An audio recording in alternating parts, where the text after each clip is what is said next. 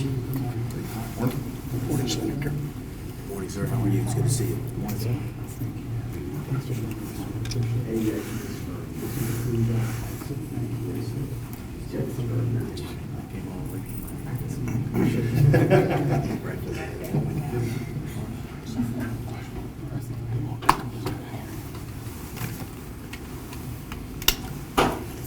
Good. Good morning. My name is Steve Zona. I'm the president of the Florida State Fraternal Order of Police. And on behalf of the over 24,000 members here in the state of Florida, we're here today to announce the endorsement of Senator Marco Rubio for his re-election campaign. We can't tell you how excited we are to be here today. With me, behind me, is FOP leaders from all around the state, rank and file officers, and we also have our national secretary, FOP secretary, and our national trustee from the state of Florida, who both deal with issues in Washington, D.C., and know a little bit about what we need up there in Washington, D.C. This endorsement was a unanimous vote of our members present at our state conference this year. There was no discussion about any other candidates.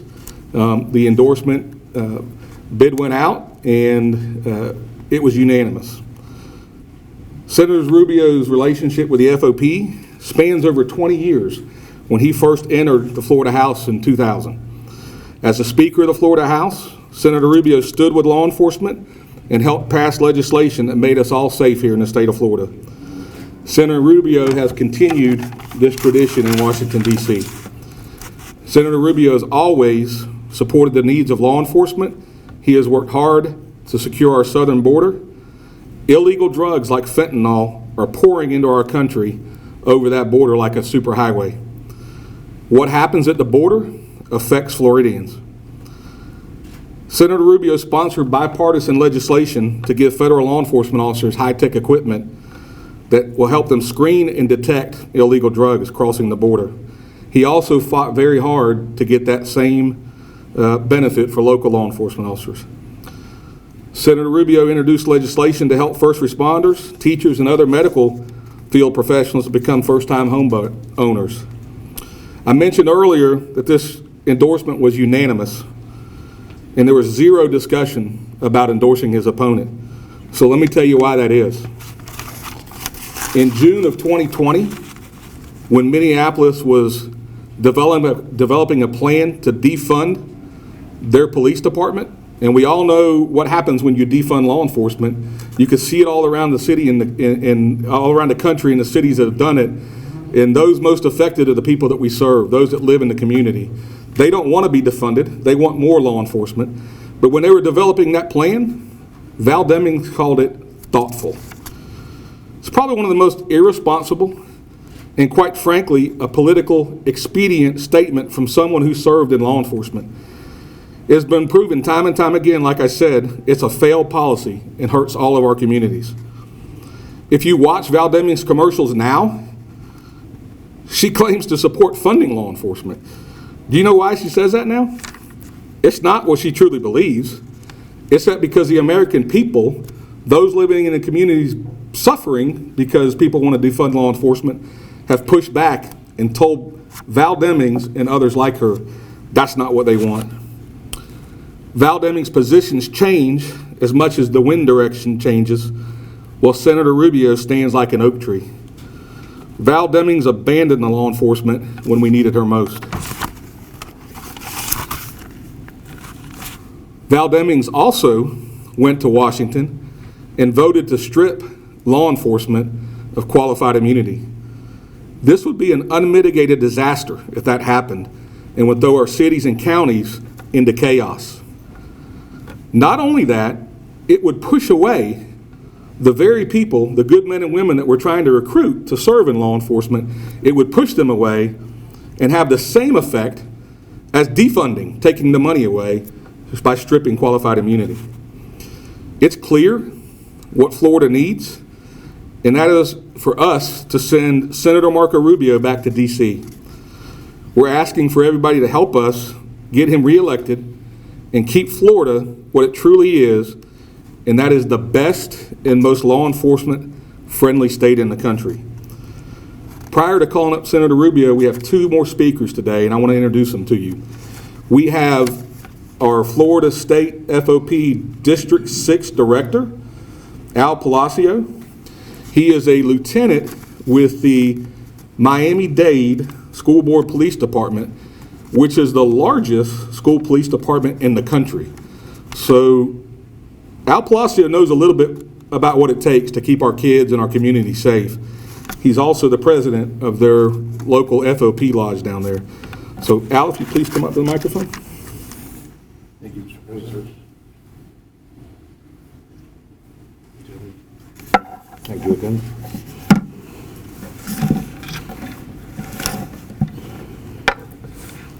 Good morning, everyone. The Florida State Fraternal Order of Police, led by President Zona, and members of the State Executive Board, thanks you for joining us today for this very auspicious occasion. It is an honor for me to speak to you about Senator Marco Rubio, as the FOP endorses his re-election as a U.S. Senator representing Florida. I am particularly honored having been chosen by the FOP to speak on Senator Rubio's behalf. As a son of Cuban immigrants myself, and being a latchkey kid because my parents were struggling to make ends meet, makes me even more proud to speak today of someone who has the same moral values that I have and an extraordinary work ethic needed to succeed in anything in life. And as we know, he is certainly capable of great things and even greater heights than he has already achieved. Before we speak about everything Senator Rubio has accomplished in Washington, it is important to know his opponent. His opponent is Val Demings. Val Demings went to Washington and abandoned her brothers and sisters in blue. Demings called for the efforts to defund police throughout the country. It's very thoughtful of her. She turned her back on her brothers and sisters in blue the moment she got to Washington because it was politically convenient. And she was even trying to show the Democrats that she was liberal enough to be Joe Biden's VP. Arguably, her worst decision was voting to eliminate qualified immunity. Demings voted to grant amnesty to illegal immigrants who are gang members, supports tax cuts for millionaires in blue states and tax hikes for Floridians. She favors partisan packing of courts to forward the Democrats' agenda and votes with Nancy Pelosi 100% of the time. And 94% of the time, she votes with the Socialist Squad. Meanwhile, Senator Rubio has consistently advocated for the needs of law enforcement, including by introducing the passing bills that create better coordination between government and agencies to stop criminals before they act. Establish a one-time use home loan program for law enforcement officers, firefighters, medical first responders, and teachers. Provide enhanced penalties under the Thin Blue Line Act for convicted murderers who kill or target America's public safety officers. Rubio stands up against outrageous defund police movements that led to violence in our cities against law enforcement officers. He is a champion for small businesses, including through the creation of the Paycheck Protection Program to help businesses make it through the pandemic. He has passed bills to make plans for vulnerable Floridians, including seniors, ahead of natural disasters and storms. Supports the Second Amendment rights for all Floridians. And for these and many more reasons, Senator Rubio is an obvious choice for us to endorse, and certainly a choice that all Floridians can get behind. Thank you.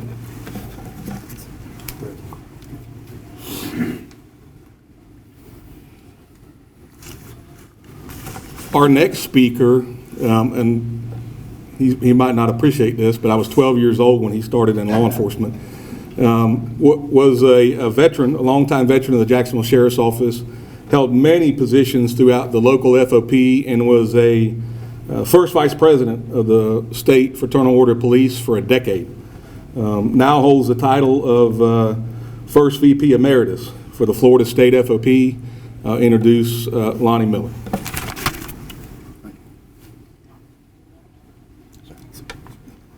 Good morning. Again, thank you for allowing me to speak here this morning. I can say a lot of things about this gentleman that's standing right here to my right, but most of the things that I truly wanted to say were said to my left at the podium just before I arrived. But I still have a few things to say about this gentleman right here.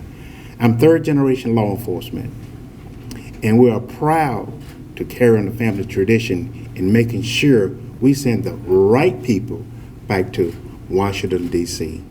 You will hear many things about this gentleman right here, and you will have an opportunity to make that choice that you know who to send back to Washington, D.C. at this critical time in our country. There will be many things said over the next few months, and you will have many decisions to make. But the decisions that we make here in law enforcement will be to send this gentleman that's standing to my right, our senator, back to Washington, D.C.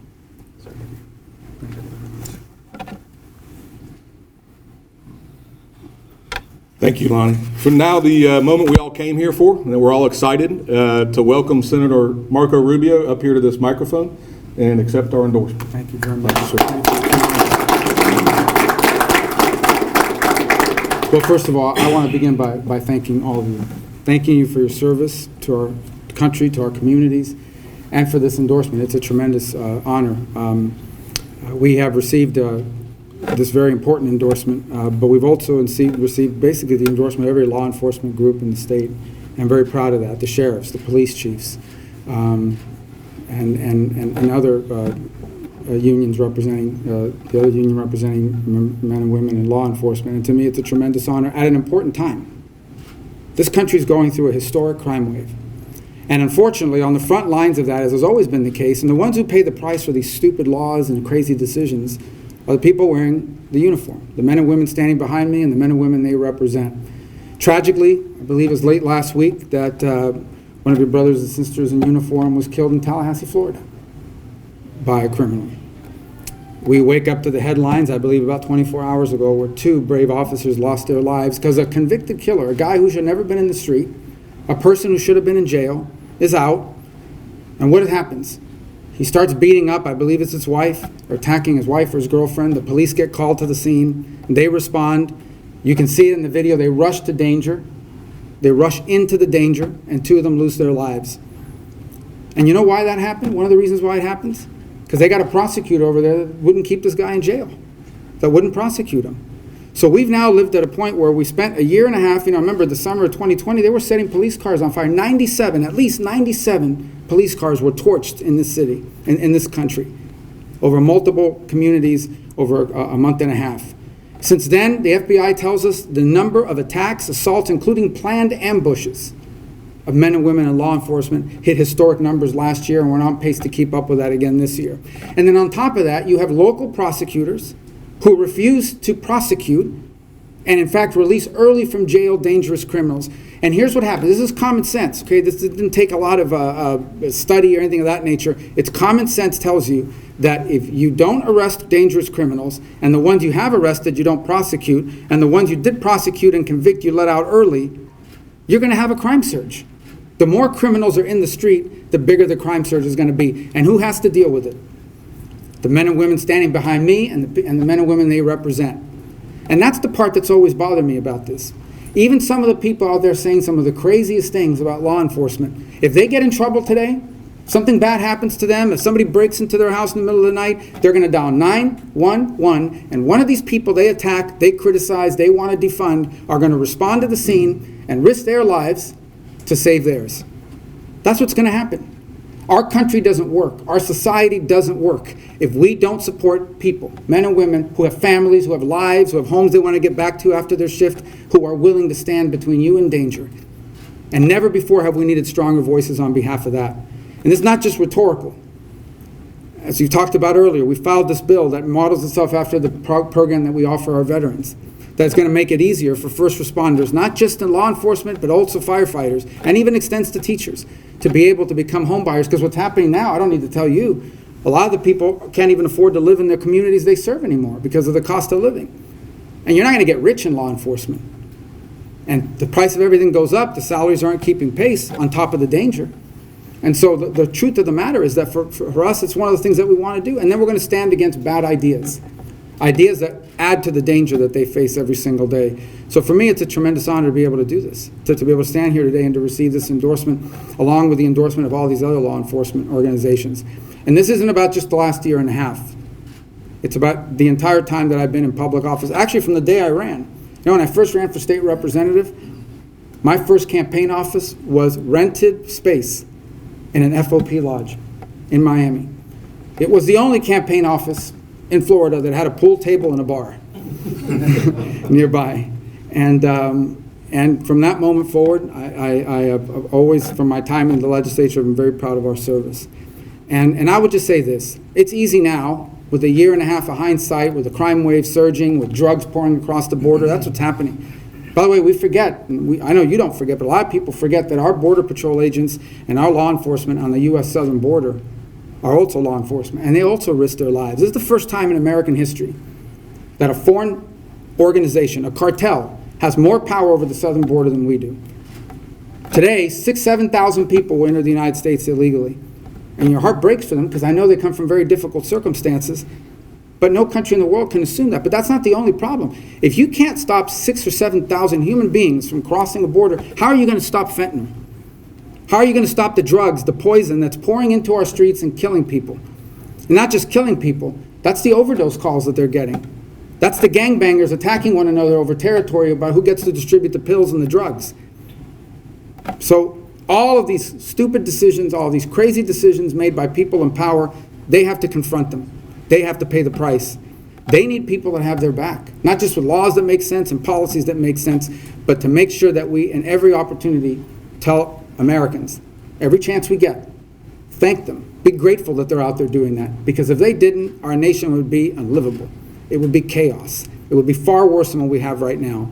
The spirit of criminality that's taken hold in many cities across this country. We're blessed and fortunate to live in a state that has it better than most, because we don't have crazy people in charge here.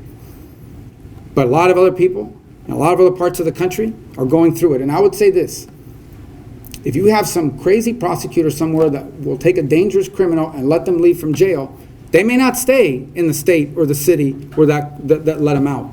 They may come here like everybody else does. And then they have to confront them. And then they have to risk their lives to stop them. So I'm honored for this.